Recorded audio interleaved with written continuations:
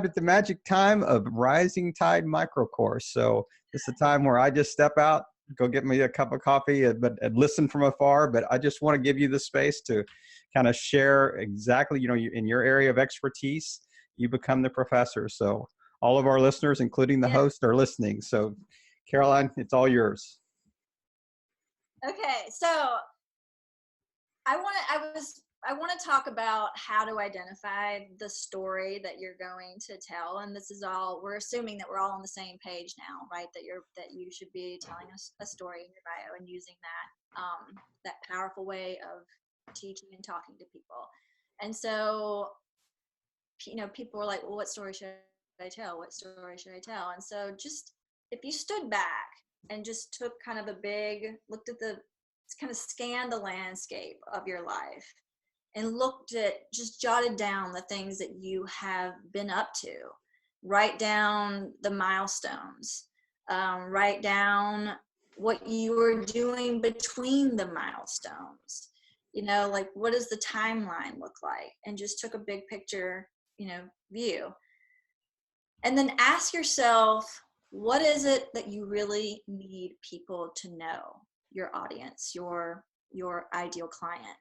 And this doesn't have to be anything sexy at all. It could just be like, I really need people to know that I can write. I really need people to know that I work really hard. I really need people to know that I'm super, compassionate, whatever.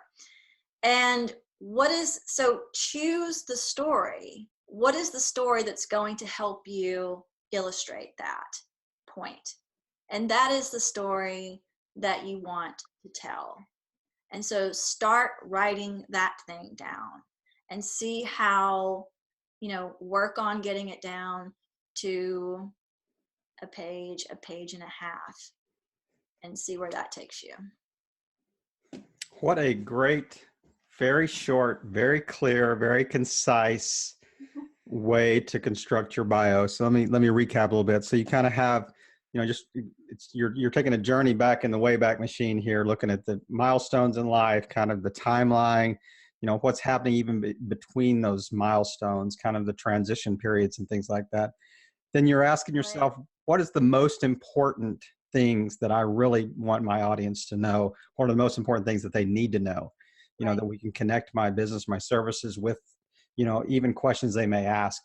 And then the third is, once you choose those, try to write that in a fairly concise manner, write it in a page and a half page, and just really clearly convey that story. And you'd be amazed at the kind of the final product. And it's actually, it may even be therapeutic for yourself to be able to do this, to look back at some of these things, think, I have come a long way, in a pretty short period of time. And that kind of alleviates that imposter syndrome that you think, I'm not a writer, I'm not a podcaster, I'm not a, fill in the blank. Well, actually I am, because all these milestones point to the fact that this is how I arrived at where I am. So yeah, absolutely. You're so spot on with that, Kevin. It's so true. And I had people say to me when we're done, they're like, man, I'm really cool. And I'm like, I know, right? You're super.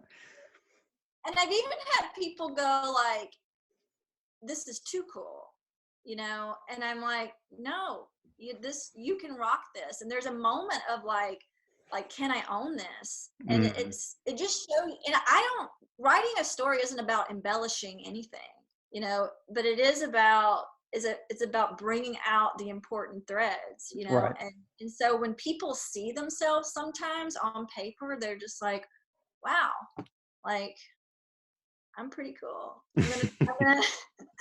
I'm gonna try to live up to how cool this is. And I'm like, you've already done it, you're there. So anyway, yeah. You've arrived, but you're still on the journey.